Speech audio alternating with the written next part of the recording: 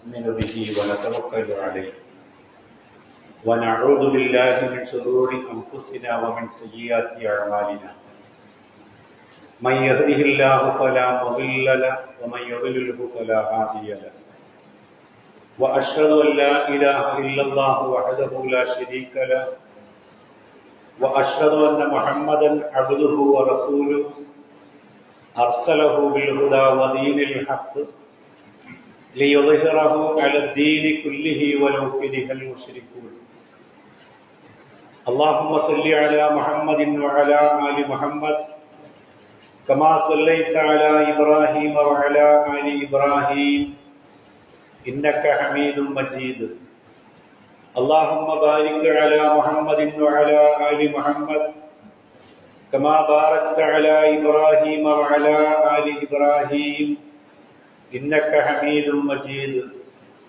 أما بعد فإن أصدق الكتاب كتاب الله وخير السنن سنن محمد صلى الله عليه وسلم وشر الأمور محدثاتها وكل محدثة بدعة وكل بدعة ضلالة يا أيها الذين آمنوا أوصيكم أولا بتقوى الله أعوذ بالله من الشيطان الرجيم بسم الله الرحمن الرحيم ومن يشاقق الرسول من بعد ما تبين له الهدى ويتبع غير سبيل المؤمنين نوله ما تولى ونصله جهنم وساءت مصيرا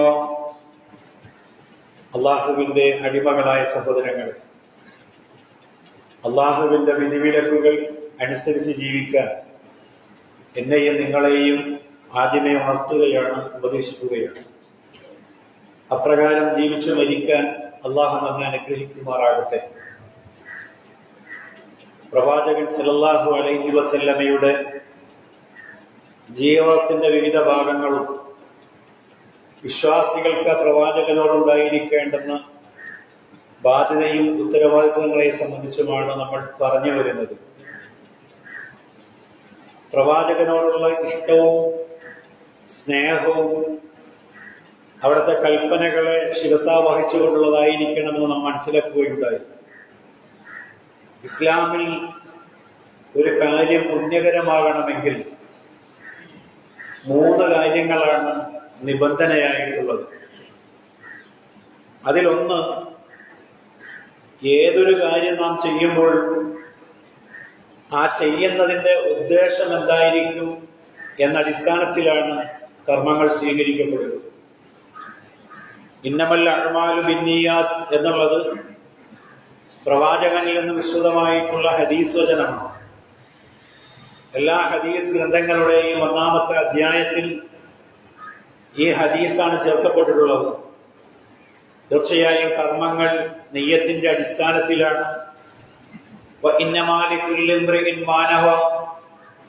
അതുകൊണ്ട് ഏതൊരു മനുഷ്യനും എന്താണോ ഉദ്ദേശിച്ചത് ആ ഉദ്ദേശിച്ചതിനനുസരിച്ചായിരിക്കും അവർക്ക് പ്രതിഫലങ്ങൾ ലഭിക്കുക എന്നതാണ്.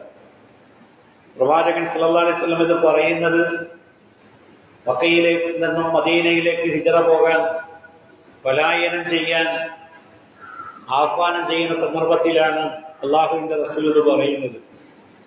അതുകൊണ്ട് നിങ്ങളുടെ ഹിജ്റ മദീനയിലെ വിഭവസമൃദ്ധമായ എന്തെങ്കിലും വസ്തുക്കൾ തേടിക്കൊണ്ടുള്ളതാണ് എങ്കിൽ, അതല്ല മോഹിച്ച പെണ്ണിനെ വിവാഹം ചെയ്യാൻ വേണ്ടിയിട്ടുള്ളതാണ് എങ്കിൽ ആ ഹിജ്റ അതിലേക്കായിരിക്കുമെന്ന് റസൂൽ പറയുന്നുണ്ട്.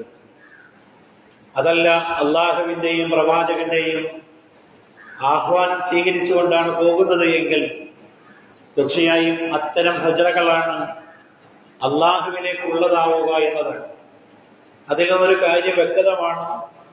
ഏത് കർമ്മവും സ്വീകരിക്കപ്പെടുന്നതിന്റെ 1-ാമത്തെ മാനദണ്ഡം എന്ന് പറയുന്നത് നിയ്യത്താണ്. 2-ാമത്തെ കാര്യം എന്ന് പറയുന്നത് ആ വിഷയത്തിൽ അടങ്ങിയിട്ടുള്ള ആത്മാർത്ഥതയാണ്. അള്ളാഹു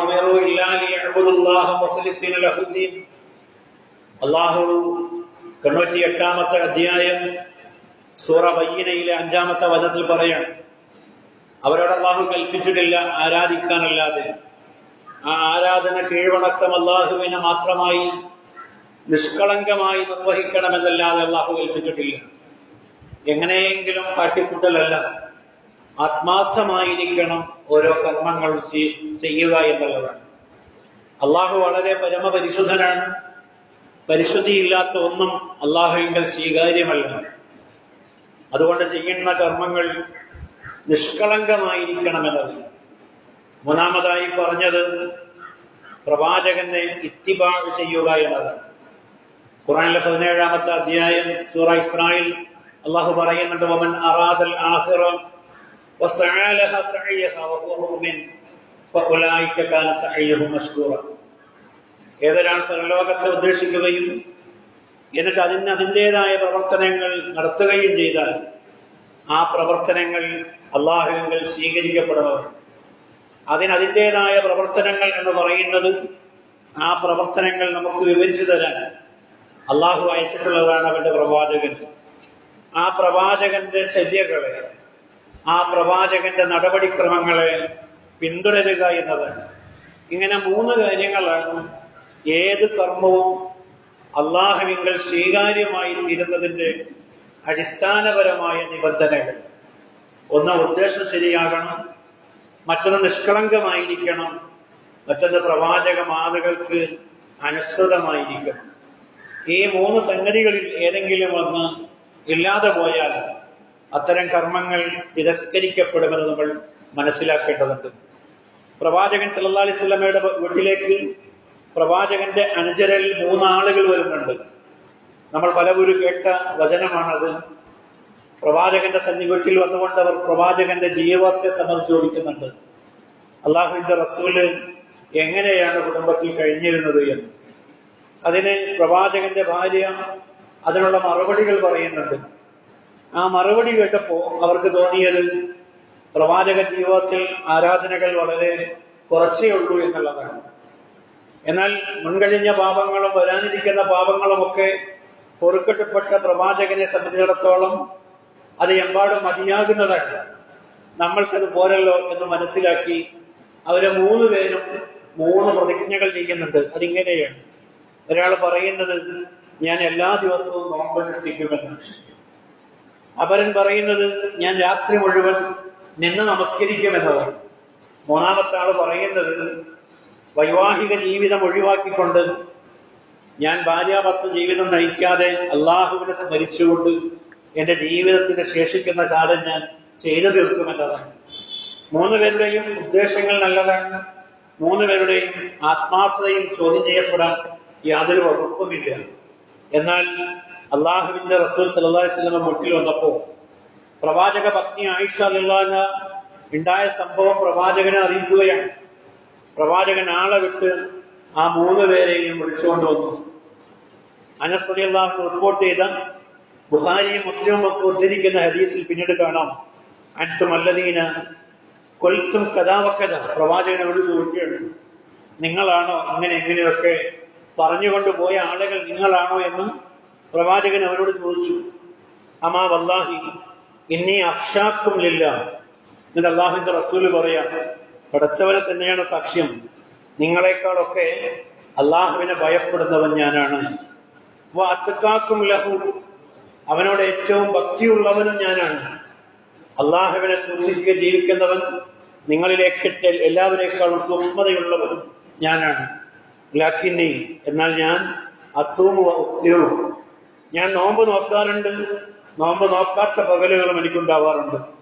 വ ഉസല്ലി വ അർക്കുൽ, ഞാൻ രാത്രി നമസ്കരിക്കാറുണ്ട്, നമസ്കാരം ഒഴിവാക്കുന്ന സന്ദർഭങ്ങളും എനിക്കുണ്ട്. വ അതസവ്വജു നിസാ, ഞാൻ സ്ത്രീകളുമായി ഭാര്യമാരുമായി വിവാഹ ജീവിതം നയിക്കുന്നു. ഫമൻ റഗിബ അൻ സുന്നത്തി ഫലൈസ മിന്നി, എന്റെ സുന്നത്തുകളെ, എന്റെ ചര്യകളെ ഇഷ്ടപ്പെടാത്തവൻ എന്നിൽപ്പെട്ടവനല്ല. വളരെ കൃത്യമായി പ്രവാചകന്റെ ചര്യകളെ അനുധാവനം ചെയ്യേണ്ടതിന്റെ ആവശ്യകത മതത്തിൽ അതത്ര കണ്ട് പ്രാമാണികമാണ് എന്നതിന്റെ കൃത്യമായൊരു ചിത്രമാണ് ബുഖാരി മുസ്ലിം റിപ്പോർട്ട് ചെയ്തിട്ടുള്ള വളരെ കൃത്യമായ സഹീഹായിട്ടുള്ള ഈ വചനത്തിലൂടെ പഠിപ്പിക്കുന്നത്. അപ്പൊ പ്രവാചകനെ നമ്മൾ അനുധാവനം ചെയ്യുമ്പോൾ പ്രവാചക ചര്യകളെ പൊതുവിൽ നമ്മൾ പറയുന്നത്, സ്വാഭാവികമായി നമ്മൾ പറഞ്ഞു വരുന്നത്, എടുത്താൽ കൂലിയുള്ളതും ഉപേക്ഷിച്ചാൽ ശിക്ഷയില്ലാത്തതും എന്ന രീതിയിലൊരു ഫിഖ്ഹി മസ്അലയിലേക്ക് നമ്മൾ തളച്ചിടുകയാണ്. എന്നാൽ ഖുർആൻ കഴിഞ്ഞാൽ രണ്ടാമതായി വിശ്വാസി ലോകം സ്വീകരിക്കേണ്ട രണ്ടാമത്തെ പ്രമാണമാണ് പ്രവാചക ചര്യ എന്ന് നമ്മൾ മനസ്സിലാക്കേണ്ടതുണ്ട്. പ്രവാചകൻ എന്താണോ കൊണ്ടുവന്നത് ആ കൊണ്ടുവന്നതിനെ സ്വീകരിക്കുകയും പ്രവാചകൻ എന്താണോ വിരോധിച്ചത് ആ വിരോധിച്ചതിനെ പരമാവധി ജീവിതത്തിൽ തള്ളിക്കളയുകയും ചെയ്യേണ്ടതുണ്ട്. ആമുഖമായി ഞാൻ നിങ്ങളുടെ ശ്രദ്ധയിൽ കേൾപ്പിച്ച വചനം ഖുർആനിലെ 4-ാമത്തെ അധ്യായം സൂറ നിസായിലെ 115-ാമത്തെ വചനമാണ്. ഇവിടെ കുറെ കൂടി വ്യക്തമായി പറയുകയാണ്,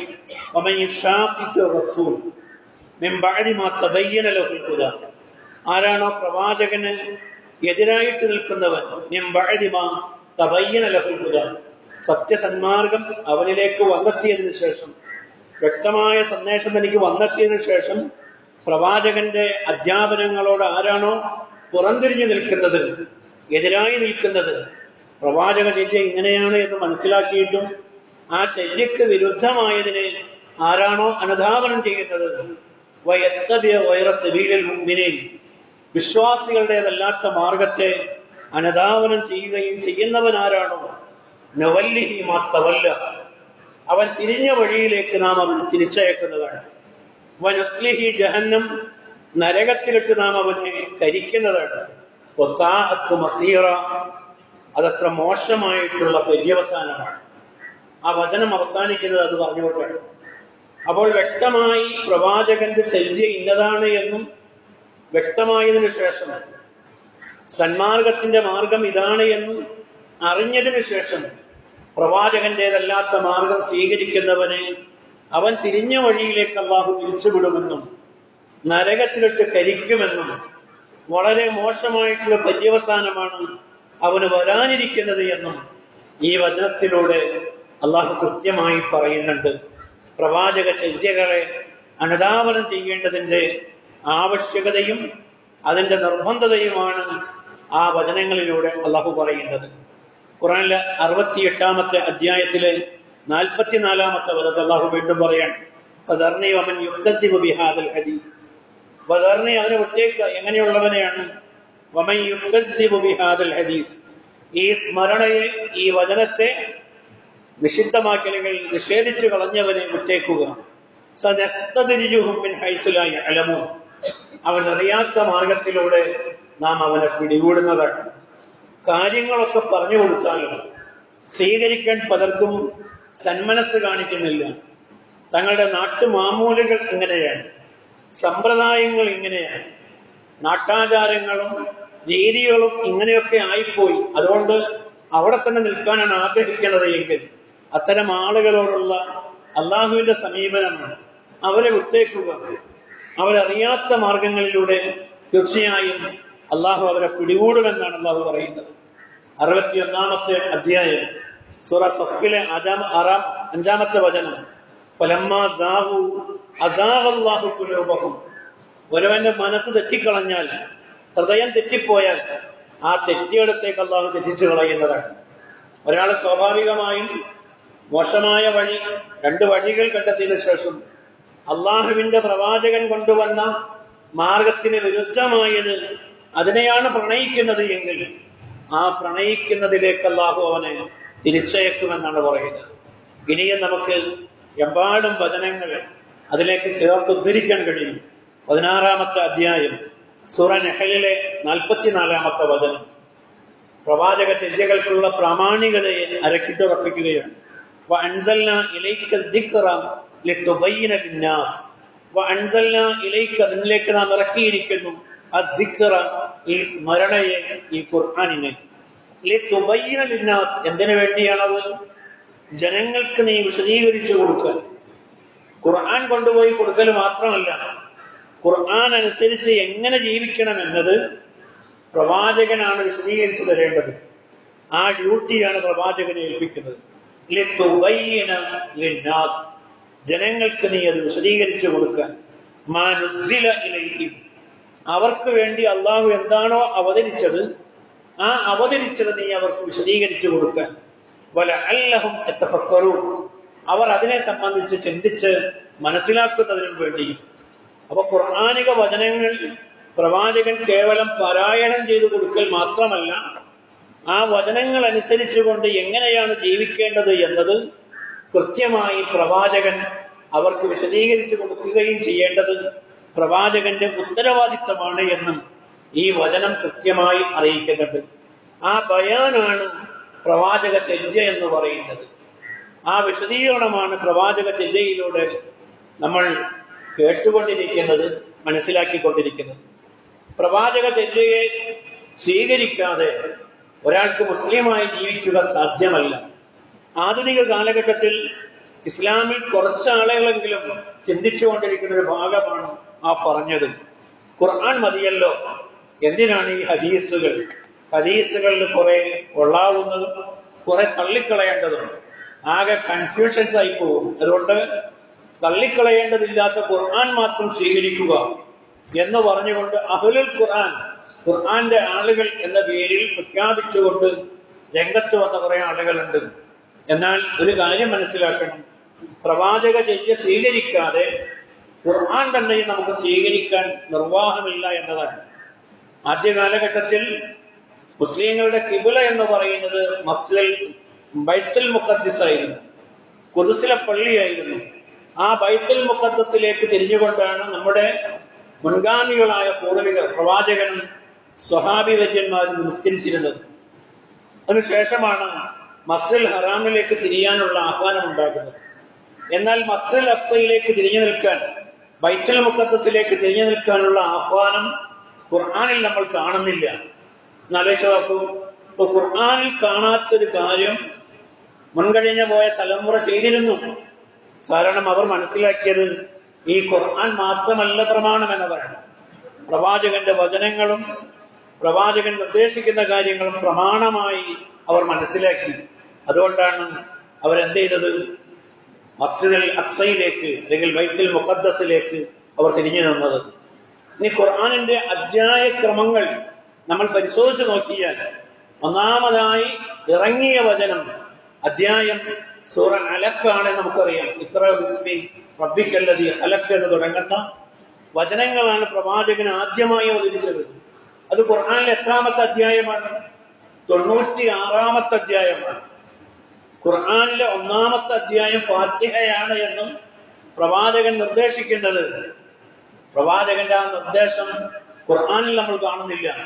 എന്നാൽ സുന്നത്തിലൂടെ, പ്രവാചക ചര്യയിലൂടെ നമുക്കത് കാണാവുന്നതാണ്. അപ്പോൾ ഈ ഖുർആൻ സ്വീകരിക്കണമെങ്കിൽ തന്നെയും പ്രവാചക ചര്യയെ നമുക്ക് സ്വീകരിക്കാതെ നിർവാഹമില്ല. ഇനി നോക്കൂ നിങ്ങൾ, നമ്മുടെ അനുഷ്ഠാനങ്ങൾ, നമസ്കാരത്തെ പ്രവാചകൻ പഠിപ്പിക്കുകയാണ്. സല്ലു കമാ റഅയ്തുമൂനി ഉസല്ലി, ഞാൻ എങ്ങനെയാണ് നമസ്കരിക്കുന്നത് നിങ്ങൾ കണ്ടുവോ അപ്രകാരം നിങ്ങൾ നമസ്കരിക്കണം. നമസ്കാരത്തെ സംബന്ധിച്ച് ഖുർആനിൽ ഒരുപാട് സ്ഥലങ്ങളിൽ നമസ്കരിക്കാനും സക്കാത്ത് കൊടുക്കാനും ഒക്കെയുള്ള ആഹ്വാനങ്ങൾ നമുക്ക് കാണാം. പക്ഷെ എങ്ങനെ നമസ്കരിക്കണം, അതിന്റെ കൈഫിയത്ത് എങ്ങനെയാണ് കൈ കെട്ടേണ്ടത്, എപ്പോഴാണ് റുക്കൂഅ് ചെയ്യേണ്ടത്, അവിടെ എന്ത് പ്രാർത്ഥിക്കണം, എന്ത് ദിക്റാണ് ചൊല്ലേണ്ടത്, ഇതൊക്കെ നമ്മൾ മനസ്സിലാക്കുന്നത് പ്രവാചക ചര്യയിൽ നിന്നാണ്. ഈ ചര്യ അങ്ങോട്ട് മാറ്റിവെച്ചാൽ നമ്മുടെ കർമ്മങ്ങൾ എത്രമാത്രം ശോഷിച്ചു പോകും, എത്ര അടുക്കും ചിട്ടയും ഇല്ലാത്തതായി അത് മാറിപ്പോകും എന്ന് നമുക്ക് ഊഹിച്ചാൽ മനസ്സിലാക്കാവുന്നതാണ്. അങ്ങനെ സക്കാത്തും ഹജ്ജും ഒക്കെ പ്രവാചകൻ സല്ലല്ലാഹു അലൈഹി വസല്ലം ഹജ്ജ് ചെയ്തുകൊണ്ട് അവിടെ നിന്ന് പറഞ്ഞു, ഖുദൂ അന്നീ മനാസിക്കക്കും, ഹജ്ജിന്റെ കർമ്മങ്ങൾ നിങ്ങൾ എന്നിൽ നിന്ന് പഠിച്ചുകൊള്ളുക, എന്നിൽ നിന്ന് കണ്ടു മനസ്സിലാക്കിക്കൊള്ളുക. ആ കണ്ടു മനസ്സിലാക്കിയത് ആ തലമുറ അടുത്ത തലമുറയിലേക്ക് കൈമാറ്റം ചെയ്യപ്പെടും. ഈ പ്രവാചക ചര്യയുടെ പ്രാമാണികതയാണ് പറഞ്ഞത്. ഖുർആനിൽ 59-ാമത്തെ അധ്യായം സൂറ ഹശ്റിലെ 7-ാമത്തെ വചനം അള്ളാഹു പറയാണ്, വമാ അതാകുമുർ റസൂലു ഫഖുദൂ, അള്ളാഹുവിന്റെ പ്രവാചകൻ നിങ്ങളിലേക്ക് എന്താണോ കൊണ്ടുവന്നത് ആ കൊണ്ടുവന്നതിനെ നിങ്ങൾ സ്വീകരിക്കുക.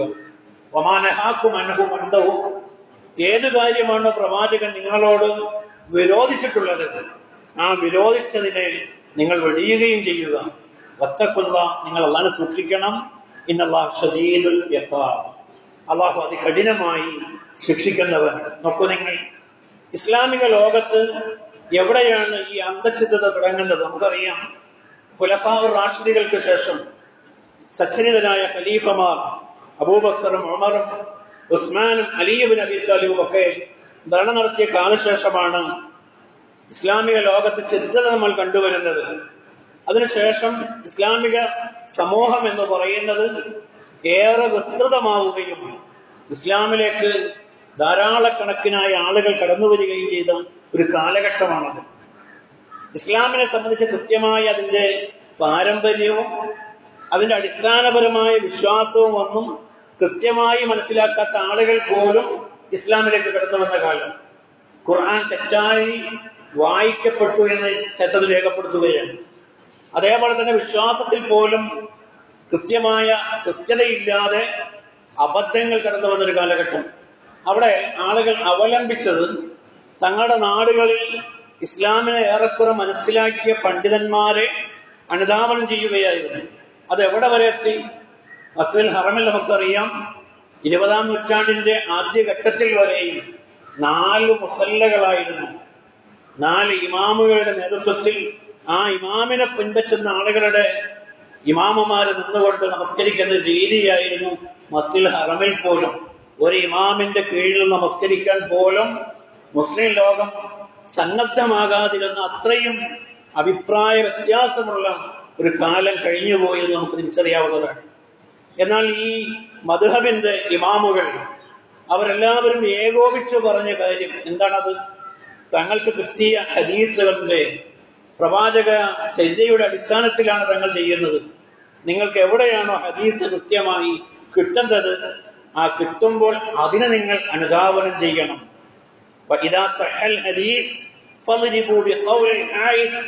അപ്പൊ ഞങ്ങളുടെ അഭിപ്രായങ്ങളെ നിങ്ങൾ വലിച്ചെറിഞ്ഞേക്കണം, തള്ളിക്കളഞ്ഞേക്കണം.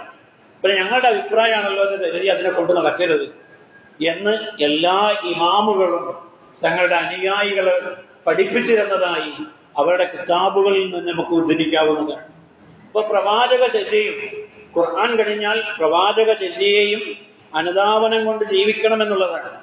ഇമാം തിർമിദി റിപ്പോർട്ട് ചെയ്ത ഹദീസിൽ ഇങ്ങനെ കാണാം, അൻ ഇബ്നു ഉമർ റളിയല്ലാഹു അൻഹു അന്ന റസൂലുള്ളാഹി സ്വല്ലല്ലാഹു അലൈഹി വസല്ലം ഖാൽ ഇന്നല്ലാഹ ലാ യജ്മഉ ഉമ്മത്തി അലാ ദലാല. എന്റെ സമുദായം ഒന്നടങ്കം വഴികേടിലാവുകയില്ല. അതുകൊണ്ട് ഒരല്പം ഒരു വിഭാഗമെങ്കിലും നന്മയിൽ അടിയുറച്ചു നിൽക്കുന്ന ഒരു വിഭാഗം എക്കാലത്തും ഉണ്ടാകുമെന്നുള്ളതാണ്. അതുകൊണ്ട് കാര്യങ്ങളെ യഥാവിധി മനസ്സിലാക്കിക്കൊണ്ട് അത്തരം പ്രവാചക വചനങ്ങളെ അനുധാവനം ചെയ്തുകൊണ്ട് ജീവിതത്തിൽ സ്ഖലിതങ്ങൾ വരാതെ സൂക്ഷിക്കുക എന്നതാണ് പറഞ്ഞതിന്റെ താല്പര്യം. നോക്കൂ, നിങ്ങൾ പ്രമാണത്തിൽ നിന്നും അകന്നുപോയാൽ, ഖുർആനിൽ നിന്നും സുന്നത്തിൽ നിന്നും നമ്മൾ അകന്നുപോയാൽ നമ്മുടെ ജീവിതം എത്ര കണ്ട് ദുസ്സഹമായി തീരും നമുക്ക് ആലോചിക്കാവുന്നതാണ്. വളരെ പ്രധാനപ്പെട്ട ഒരു ഭാഗമാണ് ഭാര്യ ഭർത്തൃബന്ധം എന്ന് പറയുന്നത് ഇസ്ലാമിൽ. വമിൻ ആയാത്തിഹി അൻ ഖലഖ ലക്കും മിൻ അൻഫുസിക്കും അസ്വാജൻ. നിങ്ങളിൽ നിന്ന് തന്നെ നിങ്ങൾക്കൊരു ഇണയെ അള്ളാഹു സൃഷ്ടിച്ചു തന്നിരിക്കുന്നു എന്നത് അള്ളാഹുവിന്റെ വൃത്താന്തങ്ങളിൽപ്പെട്ടതാണ്. എന്തിനു വേണ്ടിയാണത്? ലിതസ്കുനു ഇലൈഹ, അവളിലേക്ക് സമാധാനപൂർവ്വം ശാന്തിയും സമാധാനവും ഒക്കെ കണ്ടെത്താൻ. വജഅല ബൈനക്കും മവദ്ദത്തൻ വറഹ്മ, നിങ്ങൾക്കിടയിൽ അള്ളാഹു സ്നേഹവും കാരുണ്യവും ഒക്കെ ഉണ്ടാക്കി തന്നിരിക്കുന്നു. കുടുംബ ജീവിതത്തിന്റെ, ദാമ്പത്യ ജീവിതത്തിന്റെ ഏറ്റവും ഊഷ്മളമായ സന്തോഷകരമായ ഒരു അവസ്ഥയെ അള്ളാഹു പറയാണ്. ഇന്ന ഫീ ദാലിക ലആയാത്തിൻ ലിഖൗമിൻ യതഫക്കറൂൻ. ചിന്തിക്കുന്ന ജനങ്ങൾക്ക് ഇതിൽ ഒരുപാട് ദൃഷ്ടാന്തങ്ങൾ ഉണ്ട് എന്ന് പറഞ്ഞുകൊണ്ട് ആ വചനം അവസാനിപ്പിക്കുകയാണ്.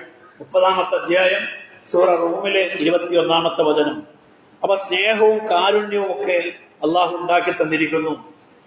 ആ ഭാര്യാഭർത്തൃ ബന്ധത്തിൽ എല്ലാ ചെലവുകളും പുരുഷന്, ഭർത്താവിനെ അള്ളാഹു ഏൽപ്പിക്കുകയാണ്. റിജാലു ഖവ്വാമൂന അലൻ നിസാ ബിമാ ഫളല അല്ലാഹു ബഅദഹും അലാ ബഅദിൻ. റിജാൽ, പുരുഷന്മാർ സ്ത്രീകളുടെ മേൽ കൈകാര്യകർത്തൃത്വമുള്ള ആളുകളാണ്, മേൽക്കോയ്മ അവർക്കാണ്. എന്തുകൊണ്ടാണ്? ജനറ്റിക്കായി തന്നെ ചിലർക്ക് ചിലരേക്കാൾ പ്രത്യേകമായ കഴിവുകൾ അള്ളാഹു നൽകി എന്നതുകൊണ്ട്. ശാരീരിക ക്ഷമത, അതല്ലെങ്കിൽ മാനസികമായിട്ടുള്ള വിശാലതയും ഉൾക്കൊള്ളാനുള്ള ആ ഒരു പക്വതയും ഒക്കെ സ്ത്രീജനങ്ങളെക്കാൾ പുരുഷന്മാർക്ക് കൂടുതലാണ്. അതാണ് ഒന്നാമതായി പറഞ്ഞത്. രണ്ടാമതായി അതേ പദത്തിൽ അള്ളാഹു പറഞ്ഞു, വബിമാ അൻഫഖു മിൻ അംവാലിഹിം, തങ്ങളുടെ ധനത്തിൽ നിന്ന് അവർ ചെലവഴിക്കുന്നു എന്നതാണ് രണ്ടാമതായി പറഞ്ഞത്. നോക്കൂ നിങ്ങൾ, പ്രാമാണികമായി കുടുംബ ജീവിതത്തിന്റെ ഒരു മര്യാദ പറയുകയാണ്. ഹിന്ദ് പ്രവാചക സന്നിധിയിൽ വന്നുകൊണ്ട്, അബൂ സുഫിയാന്റെ ഭാര്യയായ ഹിന്ദ് പ്രവാചകന്റെ സന്നിധിയിൽ വന്നുകൊണ്ട് അബൂ സുഫിയാനെ പറ്റി പരാതി പറയുന്നുണ്ട്. അതിങ്ങനെയാണ്, ബുഖാരി മുസ്ലിം റിപ്പോർട്ട് ചെയ്ത ഹദീസിൽ കാണാം. അൻ ആയിഷ റളിയല്ലാഹു അൻഹ അന്ന ഹിന്ദൻ ഖാലത്ത്, ഹിന്ദ് വന്നുകൊണ്ട് പ്രവാചകനോട് പറഞ്ഞു, യാ റസൂലല്ലാഹ് അന്ന അബാ സുഫിയാൻ റജുലുൻ ഷഹീഹുൻ. അബൂ സുഫിയാൻ ഉണ്ടല്ലോ, ആള് ഭയങ്കര പിശുക്കനാണ്. തന്റെ ഭർത്താവിനെ പറ്റി പ്രവാചകനോട് പരാതി. വലൈസ യുഅത്തിനി, അദ്ദേഹം എനിക്കൊന്നും തരുന്നില്ല. വലതി, എന്റെ കുട്ടികൾക്കും എനിക്കും വേണ്ടി ഒന്നും അയാൾ തരുന്നില്ല. ഇല്ലാ മാ അഖദ്തു മിൻഹു വഹുവ ലാ യഅലം, അദ്ദേഹം അറിയാതെ ഞാൻ എന്തെങ്കിലും കട്ടെടുക്കലില്ലാതെ മാർഗമൊന്നുമില്ല. അങ്ങനെ എടുത്താലെങ്കിൽ തന്നെ എനിക്ക് കിട്ടുള്ളൂ, അറിഞ്ഞുകൊണ്ട് പൂക്കുറം തരില്ല എന്നതാണ്. ഇസ്ലാം കളവിനെ ഒരിക്കലും പ്രോത്സാഹിപ്പിക്കുന്ന മതമല്ല. പക്ഷെ പ്രവാചകൻ പറഞ്ഞു, കാല പുതിയമായ വലതയ്ക്ക് ബിൽ മഅറൂഫ്, നിനക്കും നിന്റെ മക്കൾക്കും ആവശ്യത്തിനുള്ളത് നിനക്ക് എടുക്കാവുന്നതാണ്. അബൂ സുഫിയാന്റെ ധനത്തിൽ നിന്ന് എടുത്തുകൊള്ളാൻ ഹിന്ദിനോട് പ്രവാചകൻ പറയാണ്.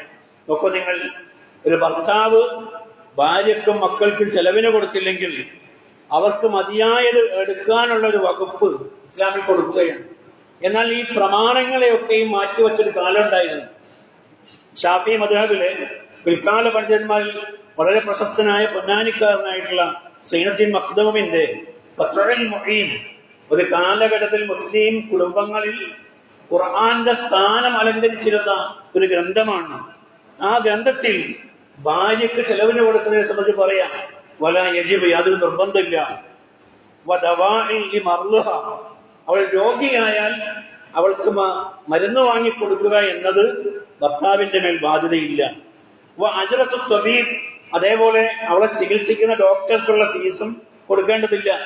വലഹ തആമു അയ്യാമൽ മർദ്, രോഗിയാകുമ്പോൾ അവൾക്ക് പണിയൊന്നും ചെയ്യാൻ പറ്റില്ലല്ലോ, അത്തരം വേളകളിൽ ഭക്ഷണം കൊടുക്കണം എന്നതും നിർബന്ധമില്ല.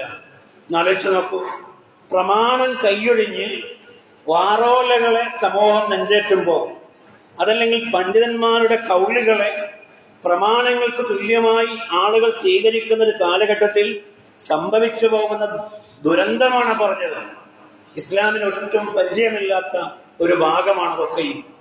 എത്ര ഊഷ്മളമായ ബന്ധമാണ് പ്രവാചകൻ ഭാര്യ ഭർത്തൃ ബന്ധത്തിലൂടെ പഠിപ്പിക്കുന്നത്. ഉസ്മാൻ ബിൻ അഫ്ഫാൻ റളിയല്ലാഹു അൻഹു പ്രവാചകന്റെ 2 മക്കളെ വിവാഹം ചെയ്ത മാന്യ വ്യക്തിയാണ്. ദുന്നൂറൈൻ എന്നാണ് അദ്ദേഹത്തെ ചരിത്രത്തിൽ രേഖപ്പെടുത്തുന്നത്, ഇരട്ട പ്രകാശങ്ങളുടെ ഉടമ എന്ന്. ആദ്യം റുഖയ്യയെ വിവാഹം ചെയ്തു. റുഖയ്യ മരണപ്പെട്ടപ്പോ ഉമ്മു കുൽസൂമിനെയും പ്രവാചകൻ അദ്ദേഹത്തിന് വിവാഹം ചെയ്തു കൊടുത്തു. ആ റുഖയ്യ മരണാസന്നയായി കിടക്കുന്നത് ബദർ യുദ്ധം നടക്കുന്ന വേളയിലാണ്.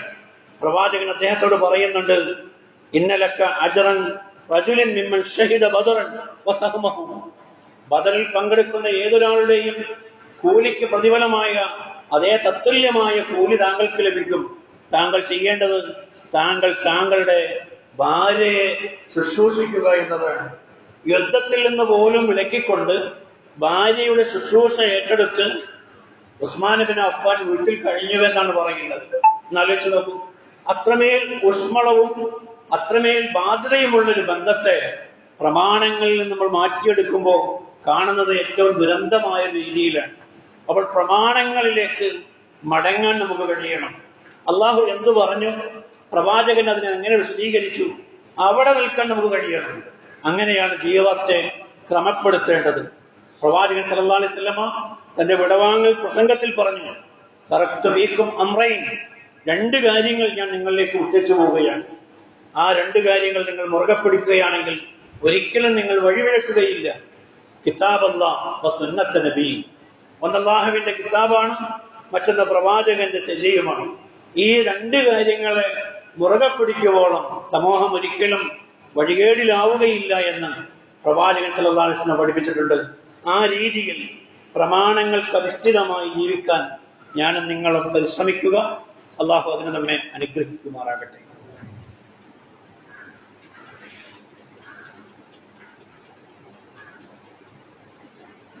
അൽഹംദുലില്ലാഹ്, അസ്സലാത്തു വസ്സലാമു അലാ റസൂലില്ലാഹ് وعلى آله وصحبه أجمعين يا أيها الذين آمنوا أوصيكم ثانيا بتقوى الله.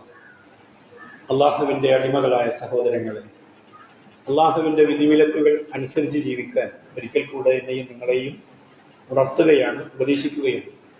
അപ്രകാരം ജീവിച്ചു മരിക്കാൻ അള്ളാഹു നമ്മെ അനുഗ്രഹിക്കുമാറാകട്ടെ. അന്ധവിശ്വാസത്തിന്റെ കൂരിരുളിൽ നിന്നും ഈ സമൂഹത്തെ വെളിച്ചത്തിലേക്ക് കൊണ്ടുവന്നത് നവോത്ഥാനത്തിന്റെ പരിഷ്കർത്താക്കളാണ്. അവർ നടത്തിയ ധിരോദാത്തമായിട്ടുള്ള സമരങ്ങൾ തങ്കലിപികളാൽ രേഖപ്പെടുത്തേണ്ടതാണ്. ഇത് നമുക്ക് വിസ്മരിക്കാൻ സാധ്യമല്ല. നമ്മുടെയൊക്കെ തലയിൽ മുടി വളരുന്നുണ്ട് എങ്കിൽ പോലും മുൻകഴിഞ്ഞു പോയ നമ്മുടെ പൂർവികരായ ആളുകളുടെ ധിരോദാത്തമായ ഇടപെടലുകളായി നമ്മൾ കാണണം. നമ്മുടെ പെൺമക്കൾ അക്ഷരാഭ്യാസമുള്ളവരാകുന്നുണ്ട് എങ്കിൽ ആ കഴിഞ്ഞു പോയ നാളിനെ നമ്മൾ മറക്കാൻ പാടില്ല. അങ്ങനെ എന്തെല്ലാം ധിരോദാത്തമായിട്ടുള്ള പ്രവർത്തനങ്ങൾ മുൻകാലത്തുള്ള നമ്മുടെ പൂർവികർ കാഴ്ചവെച്ചിരിക്കുന്നു. എന്നാൽ തങ്ങൾ എവിടെ നിന്നാണ് ഈ സമൂഹത്തെ മോചിപ്പിച്ചത്, അതേ അജ്ഞതയിലേക്ക് വീണ്ടും സമൂഹത്തെ തിരിച്ചു കൊണ്ടുപോകാനുള്ള ആസൂത്രിതമായ ശ്രമങ്ങൾ നടന്നു വരികയാണ്. അതിന്റെ ഒരു ഭാഗം എന്ന് പറയുന്നത് പ്രമാണങ്ങളെ തെറ്റിദ്ധരിപ്പിച്ചുകൊണ്ട് അവതരിപ്പിക്കുക എന്നതാണ്.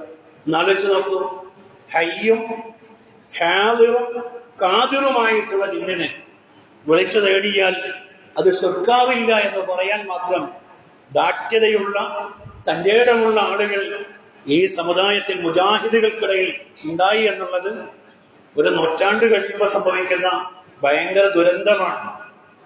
ഒരു നാട്ടിലെ ആൾക്കാരൊക്കെ പ്ലേഗ് വന്നോ അല്ലെങ്കിൽ കോളറ വന്നോ മരിച്ചുപോയാൽ പോലും ഇല്ലാത്തത്രയും ദുരന്തമാണ് പറയുന്നത്. ഇസ്ലാമിന്റെ അടിസ്ഥാനപരമായിട്ടുള്ള വിശ്വാസത്തെ തകിടം മറിക്കുക എന്ന് പറയുന്നത്. ഇപ്പൊ പ്രമാണങ്ങളെ സ്വീകരിക്കുന്നിടത്ത് പൈശാചികമായ ബാധകൾ നമ്മിലേക്കുണ്ടാകും. അത് സ്ത്രീകളെ പ്രത്യേകമായി പിടികൂടും.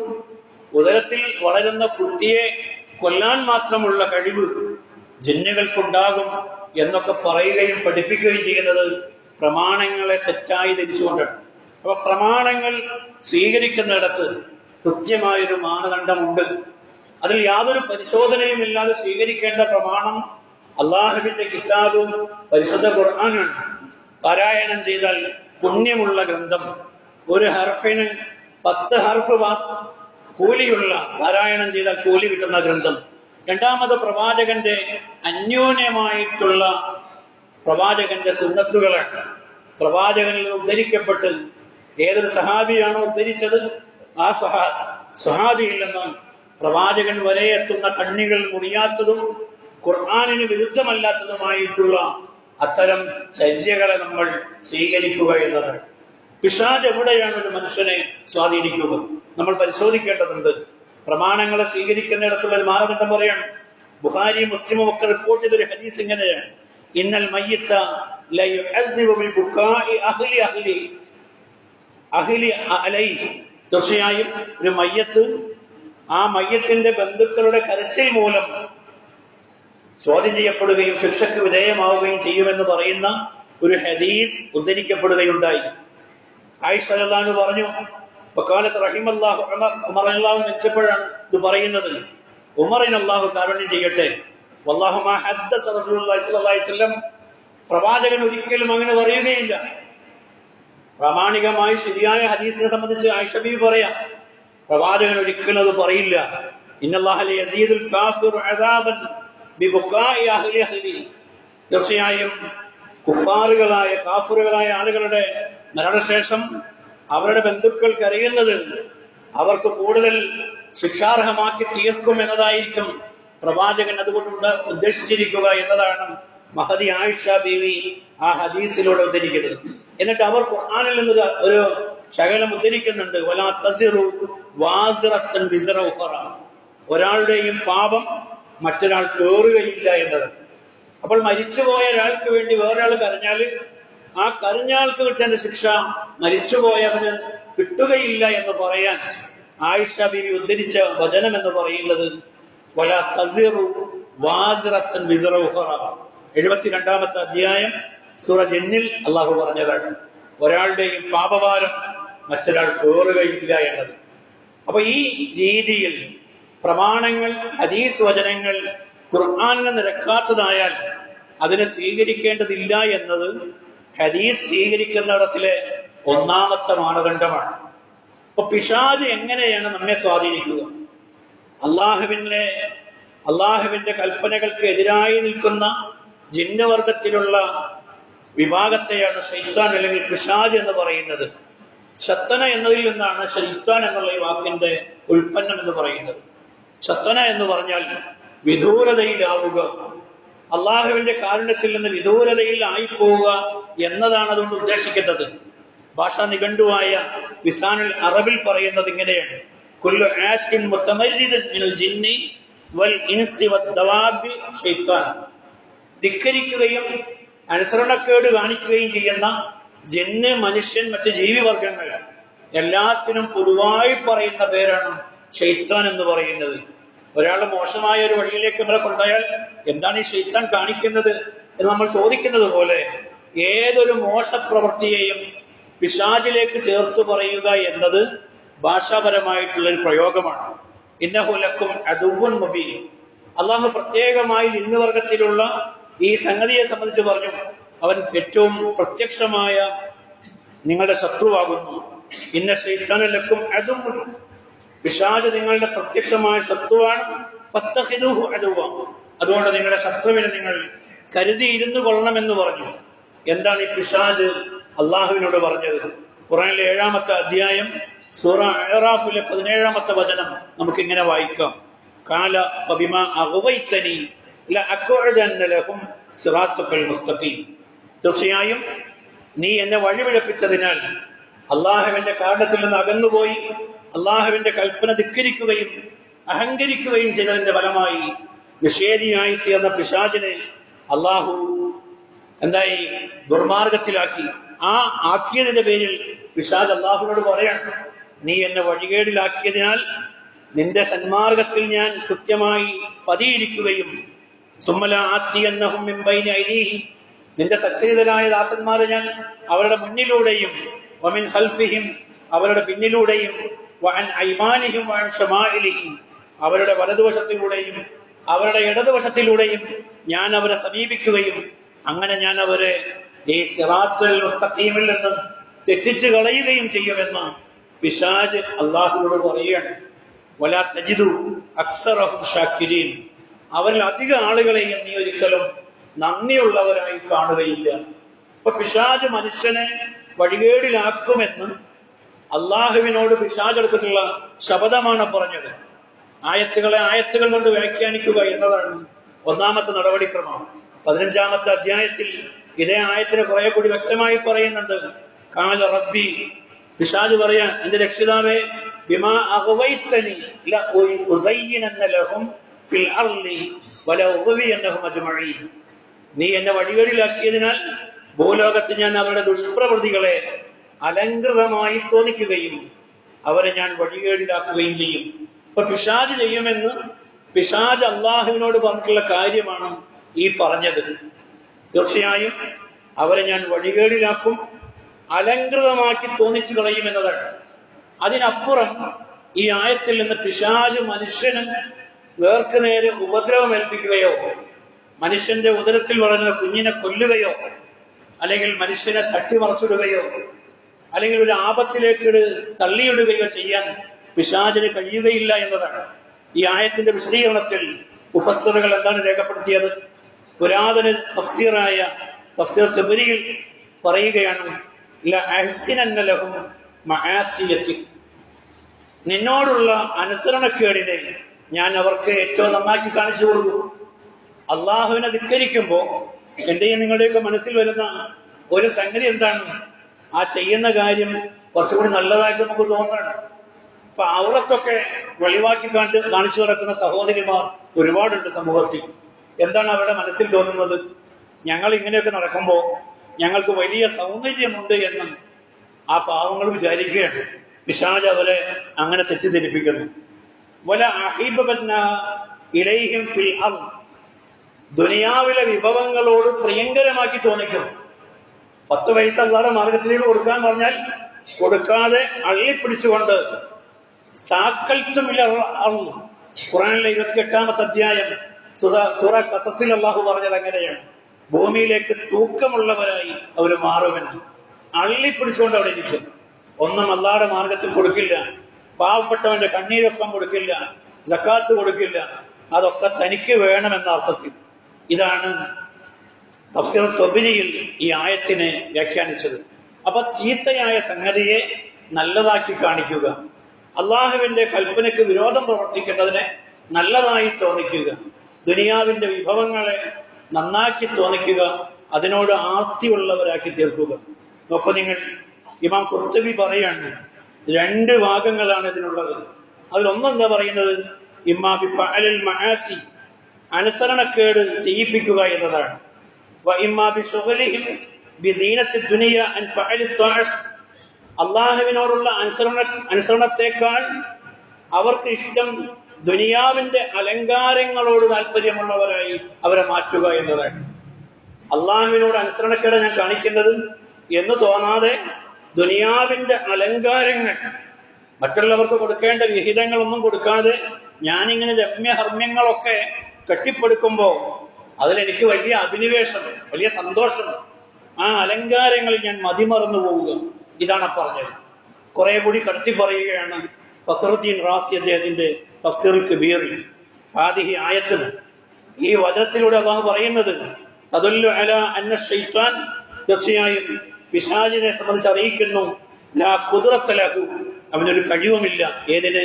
അലാ തശ്രീഇൽ ഇൻസാൻ, മനുഷ്യനിൽ ഒരു മാറ്റം ഉണ്ടാക്കാൻ പിശാചിന് കഴിയില്ല. വ അലാ തഅവീജിൽ അഅളാഇ, ഏതെങ്കിലും അംഗവൈകല്യം ഉണ്ടാക്കാൻ, ഗർഭസ്ഥ ശിശുവിനുള്ള അംഗവൈകല്യം ഉണ്ടാക്കാൻ പിശാചിനെ കൊണ്ട് പറ്റില്ല. വ അലാ ഇസാലത്തിൽ അഖ്ൽ, ഒരാളുടെ ബുദ്ധിക്ക് ഭ്രംശമുണ്ടാക്കാൻ, മാറ്റമുണ്ടാക്കാൻ, ഭ്രാന്തുണ്ടാക്കാൻ പിശാചിനെ കൊണ്ട് കഴിയില്ല എന്ന് പറഞ്ഞത്. അപ്പൊ പിശാചിനെ കൊണ്ട് ചെയ്യുന്ന കാര്യം പിശാച് പറഞ്ഞതും അള്ളാഹു അവന്റെ കിതാബിൽ വിവരിച്ചു തന്നത് മാത്രമാണ്. എന്താണ്? ഓരോ തെറ്റുകൾ ചെയ്യുമ്പോഴും ആ തെറ്റുകളെ സംബന്ധിച്ച് നമുക്ക് വലിയ അലങ്കാരം ഉണ്ടാക്കി തോന്നിക്കുക. പിശാച് നമ്പർ 1 ശത്രുവാണ്. നിങ്ങളുടെ അയൽക്കാരൻ ശത്രുവായാൽ അവൻ നിങ്ങളുടെ വീട്ടിലേക്ക് വരുമ്പോൾ നിങ്ങൾക്ക് അറിയാൻ കഴിയും. എങ്ങനെയാണ് വരിക? ഒച്ചപ്പാടും ബഹളമൊക്കെ ആയിട്ടായിരിക്കും വരിക. എന്നാൽ പിശാച് വരുന്നതോ, പിശാച് നമ്മുടെ മിത്രമായി കൊണ്ടാണ് വരിക. ഒരിക്കലും നമുക്ക് അപ്രിയമായതല്ല അവൻ പറയുക. നമ്മുടെ മനസ്സിൽ കാലോലിക്കുന്ന പലതിനെയും അവൻ ഏറ്റവും ഭംഗിയായി നമുക്ക് കാണിച്ചു തരും.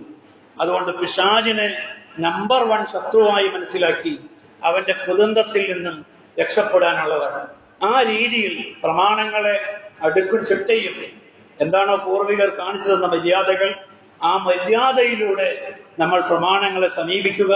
അങ്ങനെയുള്ള നല്ല വിശ്വാസികളിൽ, വിശ്വാസിനികളിൽ അള്ളാഹു എന്നെയും നിങ്ങളെയും ഉൾപ്പെടുത്തി അനുഗ്രഹിക്കുമാറാകട്ടെ.